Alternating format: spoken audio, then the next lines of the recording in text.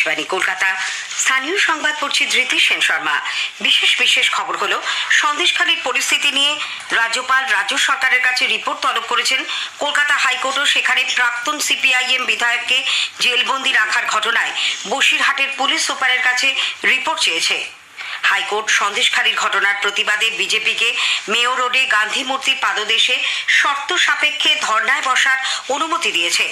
লোকসভা ভোটের আগে রাজ্য মুখ্য নির্বাচনী আধিকারিকের দপ্তরে আজ আরও এক দফা বৈঠকে বসতে চলেছে। কেন্দ্রীয় বাহিনী মোতায়েন নিয়ে সেখানে আলোচনা হবে। জঙ্গলমহল সফরের দ্বিতীয় দিনে মুখ্যমন্ত্রী আজ বাঁকুড়ার খাতড়ায় প্রশাসনিক সভা করবেন। আজ জাতীয় বিজ্ঞান দিবস, দিনভর নানা অনুষ্ঠানের আয়োজন করা হয়েছে। ইউনিসেফ ইন্ডিয়া আয়োজিত রেডিও ফর চাইল্ডে পুরস্কৃত হয়েছে আকাশবাণী কলকাতার FM বাংলা বিভাগ। সেন্ট্রাল এভিনিউতে আজ ভোরে এক ভয়াবহ দুর্ঘটনায় গাড়ির চালকের মৃত্যু। আসছি বিস্তারিত খবরে। সন্দেশখালীর বর্তমান পরিস্থিতি নিয়ে রাজ্যপাল সিভি আনন্দ বোস রাজ্য সরকারের কাছে রিপোর্ট তলব করেছেন। মূল অভিযুক্ত শেখ শাহজাহানকে কবে গ্রেপ্তার করা হবে 3 দিনের মধ্যে তা জানতে চেয়ে রাজ্যপাল মুখ্য সচিব ভগবতী প্রসাদ গোপালিকা ও স্বরাষ্ট্র সচিব নন্দিনী চক্রবর্তীকে গতকাল চিঠি দেন বলে নবান্ন সূত্রে জানা গেছে। শাহজাহানকে গ্রেপ্তার করা নিয়ে রাজ্যপাল এর আগে ডিজি রাজীব কুমারকেও নির্দেশ দিয়েছিলেন। এদিকে কলকাতা হাইকোর্ট সন্দেশখালীর প্রাক্তন সিপিআইএম বিধায়ক নিরাপদ সর্দারকে 17 দিন ধরে জেলবন্দি রাখার ঘটনা নিয়ে বসিরহাটের পুলিশ সুপারের কাছে রিপোর্ট তলব করেছে। আগামী 1 মার্চ মামলার পরবর্তী শুনানির দিন ধার্য হয়েছে। 2 বিচারপতি দেবাংশু বসাক ও মোহাম্মদ শাব্বার রশিদির ডিভিশন বেঞ্চ গতকাল নিরাপদ বাবুকে নিঃশর্ত জামিন মঞ্জুর করেন। অবিলম্বে তাকে জেল থেকে মুক্তি না দেওয়া হলে তা আদালত অবমাননার শামিল হবে বলেও পুলিশ প্রশাসনকে তারা সতর্ক করে দেন। অভিযোগ আসার আগেই নিরাপদ সর্দারের বিরুদ্ধে পুলিশের এফআইআর দায়ের করা নিয়ে বিষয় প্রকাশ করে বিচারপতি দেবাংশু বসাক একজন নাগরিককে 17 দিন ধরে হেফাজতে রাখার জন্য সংশ্লিষ্ট পুলিশ কর্মীদের বিরুদ্ধে কেন ব্যবস্থা নেওয়া হবে না সেই প্রশ্ন তোলেন। বসিরহাটের পুলিশ সুপার হোসেন মেহেদি রহমানকে হাইকোর্টের কড়া মন্তব্যের ব্যাপারে প্রশ্ন করা হলে তিনি বলেন, বিষয়টি তারা খতিয়ে দেখছেন। আমরা ইনকোয়ারি করে দেখছি, মোস্ট প্রবাবলি এটা একটা এরর আছে, হিউম্যান এরর হতেই পারে। যেটা আমাদের ইনকোয়ারি রিপোর্টে যেটা পাবো ওইভাবে আমরা অ্যাকশন নেব। গতকাল অবধি আমরা মোর দ্যান 250 কমপ্লেন্টস পেয়েছি। তার ভিত্তিতে আমরা বেশ কিছু এফআইআর করেছি এবং যেগুলো ল্যান্ড রিলেটেড কমপ্লেন্টস ছিল ওগুলো আমরা বিডিওকে ফরওয়ার্ড করেছি, যেটার আমরা 48 আওয়ার্সের মধ্যে যেটা অ্যাকশন টেকেন আছে ওটা আমরা চাইবো। এদিকে সন্ধ্যায় বসিরহাট সংশোধনাগার থেকে বেরিয়ে নিরাপদ বাবু বলেন, সন্দেশখালীর ঘটনায় কলকাতার বাড়ি থেকে তাকে বেআইনিভাবে আটক করা হয়েছিল। জেলের অভিজ্ঞতা একটা হয়েছে, ভালো মন্দ সব মিলিয়ে অভিজ্ঞতা হয়েছে। এই জেলে এসে একটা নতুন জিনিস দেখলাম, জেলে না ঢুকলে এটা আমরা বুঝতে পারতাম না। 80% বেশি ইয়াং জেনারেশনকে জেলের মধ্যে রাখা হয়েছে। যে ইয়াং জেনারেশন আমাদের ভবিষ্যৎ, যারা গ্রাম বাংলায় আজকে তাদের অনেক কাজ করার কথা, তাদেরকে মমতা ব্যানার্জির সরকার আজকে মিথ্যে মামলায় আজকে জেলের মধ্যে রেখেছে। কেন্দ্রীয় অর্থমন্ত্রী নির্মলা সীতারামন সন্দেশখালীর ঘটনার তীব্র নিন্দা করেছেন। কলকাতায় গতকাল বিকশিত ভারত সংক্রান্ত এক অনুষ্ঠানে তিনি অভিযোগ করেন, রাজ্য সরকারের দুর্নীতির কারণে আইন শৃঙ্খলা পরিস্থিতিতে বাংলা আজ দেশের মধ্যে সবচেয়ে পিছিয়ে। শাসক দল মণিপুর নিয়ে সংসদে সরব হলেও সন্দেশখালীতে এখনো মূল অভিযুক্ত গ্রেপ্তার হয়নি। संदेश उसके ऊपर मैं my body shakes if I have to talk about it. And the audacity of the district state administration in not arresting the culprit till today. Can there be a leadership, male or female, which can bear with this? Arrest like here. আরেক কেন্দ্রীয় মন্ত্রী কিরেন রিজিজু বলেছেন, সন্দেশখালীতে যা হয়েছে তা মানবতা বিরোধী।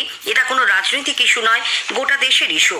সন্দেশখালীতে আদিবাসীদের কাছ থেকে জমি কেড়ে নেওয়া হয়েছে, জনজাতি মহিলাদের ওপর অত্যাচার চলেছে বলে অভিযোগ করে ছত্তিশগড়ের মুখ্যমন্ত্রী বিষ্ণুদেও সাইও মুখ্যমন্ত্রী মমতা ব্যানার্জিকে চিঠি দিয়েছেন। এর প্রতিক্রিয়ায় তৃণমূল কংগ্রেস অবশ্য ছত্তিশগড়ে আদিবাসীদের ওপর নির্যাতনের বিভিন্ন ঘটনার উল্লেখ করে শ্রী সাইকে নিজের রাজ্যের সমস্যার দিকে মনোনিবেশ করার পরামর্শ দিয়েছে। এদিকে প্রদেশ কংগ্রেস সভাপতি সাংসদ অধীর রঞ্জন চৌধুরী বলেছেন, সন্দেশখালী এখন প্রশাসনের আতঙ্কের কারণ হয়ে দাঁড়িয়েছে। যারা সেখানে যেতে চাইছেন তাদের কি কারণে বাধা দেওয়া হচ্ছে সেই নিয়েও তিনি প্রশ্ন তোলেন। কলকাতা হাইকোর্ট মেয়র রোডে গান্ধী মূর্তির পাদদেশে বিজেপিকে ধর্নায় বসার অনুমতি দিয়েছে। বিচারপতি কৌশিক চন্দ্র গতকাল শর্ত সাপেক্ষে ওই অনুমতি দিয়ে বলেন, আজও আগামীকাল বেলা 1টা থেকে সন্ধ্যে 6টা পর্যন্ত সেখানে বিজেপি ধর্না অবস্থান করতে পারবে, তবে লাউডস্পিকার ব্যবহার করা যাবে না। আইন শৃঙ্খলার যেন অবনতি না হয় সেদিকেও লক্ষ্য রাখতে হবে। বিচারপতি তার পর্যবেক্ষণে জানান, সংবিধান অনুযায়ী শান্তিপূর্ণভাবে ধর্নায় বসার অধিকার সকলেরই আছে। উল্লেখ্য, সন্দেশখালীর ঘটনার প্রতিবাদে ধর্নায় বসার জন্য পুলিশের কাছে বিজেপি অনুমতি চায়। সেই অনুমতি না দেওয়ায় তারা আদালতের দ্বারস্থ হয়।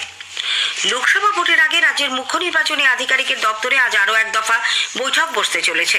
উত্তর ও দক্ষিণ 24 পরগনা এবং উত্তর ও দক্ষিণ কলকাতার প্রশাসনিক শীর্ষ কর্তাদের সঙ্গে আজকের বৈঠকে আলোচনা হবে বলে জানা গেছে। সন্দেশখালীতে উদ্ভূত পরিস্থিতির প্রেক্ষিতে উত্তর 24 পরগনার জেলা প্রশাসনের সঙ্গে আরও একবার বৈঠকের এই সিদ্ধান্ত। আজকের বৈঠকে কেন্দ্রীয় বাহিনী মোতায়েন নিয়ে আলোচনা হবে। ভোটের নির্ঘণ্ট ঘোষণার আগে 150 কোম্পানি কেন্দ্রীয় বাহিনী রাজ্যে আসার কথা। এর মধ্যে 1 মার্চ কমিশনের পূর্ণাঙ্গ বেঞ্চের রাজ্য সফরের আগে আসবে 100 কোম্পানি। কমিশন সূত্রে জানা গেছে, সন্দেশখালীর সাম্প্রতিক ঘটনাবলীর প্রেক্ষিতে প্রথম পর্যায়ে সেখানে কেন্দ্রীয় বাহিনী মোতায়েন করা হবে। আজকের বৈঠকে রাজ্য পুলিশের নোডাল অফিসার, সিআরপিএফ এর আইজি, স্টেট কোঅর্ডিনেটর প্রমুখ উপস্থিত থাকবেন।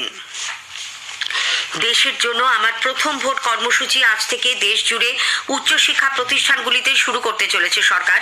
এর মূল লক্ষ্য ভোটদানে তরুণদের অংশগ্রহণ বাড়ানো এবং দেশের বৃহত্তর স্বার্থে ভোটদানের গুরুত্ব তরুণ ভোটারদের সামনে তুলে ধরা। এদিকে নির্বাচন কমিশন আসন্ন লোকসভা নির্বাচনের আগে ভোটদানের বিষয়ে জনসচেতনতা বাড়াতে এবং ভোটারদের উৎসাহিত করতে বিশেষ ব্যবস্থা গ্রহণের জন্য তথ্য সম্প্রচার মন্ত্রককে নির্দেশ দিয়েছে। আকাশবাণী ও দূরদর্শনকে ভোটার সচেতনতা নিয়ে বিশেষ অনুষ্ঠান ও সম্প্রচার করতে বলেছে কমিশন। জনসাধারণকে তাদের লোকসভা কেন্দ্রের বিশদ তথ্য এবং সেই এলাকায় চালু থাকা বিভিন্ন কেন্দ্রীয় সরকারি প্রকল্প ও উন্নয়ন সম্পর্কে অবহিত করতে আকাশবাণী কলকাতার সংবাদ বিভাগ শুরু করেছে বিশেষ অনুষ্ঠান ভারত বিকাশ ডায়েরি। প্রতিদিন রাত 8:50 গীতাঞ্জলি প্রচার তরঙ্গে শুনুন 10 মিনিটের এই অনুষ্ঠান। আমাদের সোশ্যাল মিডিয়াতেও অনুষ্ঠানটি সরাসরি শোনা যাচ্ছে। আজকের প্রতিবেদনে থাকছে জলপাইগুড়ি লোকসভা কেন্দ্র। স্থানীয় সংবাদ শুনছেন আকাশবাণী কলকাতা কেন্দ্র থেকে। জঙ্গলমহল সফরের দ্বিতীয় দিনে মুখ্যমন্ত্রী মমতা ব্যানার্জি আজ বাঁকুড়ার খাতড়া ব্লকের খরবন মাঠে প্রশাসনিক সভা করবেন। বেশ কিছু প্রকল্পেরও উদ্বোধন এবং শিলান্যাস করবেন তিনি। বাঁকুড়া থেকে মুখ্যমন্ত্রী যাবেন ঝাড়গ্রামে। আগামীকাল ঝাড়গ্রাম স্টেডিয়ামে হবে তার প্রশাসনিক সভা ও সরকারি পরিষেবা প্রদান অনুষ্ঠান। এদিকে মুখ্যমন্ত্রী গতকাল পুরুলিয়ায় এক জনসভায় জেলার জন্য প্রায় 4000 কোটি টাকার প্রকল্পের শিলান্যাস করেন। বিভিন্ন সরকারি প্রকল্পের সুবিধেও প্রাপকদের হাতে তুলে দেন। রাজ্য সরকার পুরুলিয়ার উন্নয়নে বদ্ধপরিকর বলে দাবি করে তিনি জেলায় পরিবেশ বান্ধব পর্যটন বাড়ানোর উপর জোর দেন। রঘুনাথপুর শিল্পাঞ্চলে 72,000 কোটি টাকা বিনিয়োগের কথাও বলেন। হাতি ও বন্যপ্রাণীর আক্রমণে নিহতদের পরিবারের 738 জন সদস্যকে ফরেস্ট ভলান্টিয়ার পদে নিয়োগের কথা ঘোষণা করেন মুখ্যমন্ত্রী। তিনি জানান, সব মিলিয়ে 1000 ভলান্টিয়ার নিয়োগ করা হবে। 60 বছর পর্যন্ত তারা কাজ করবেন।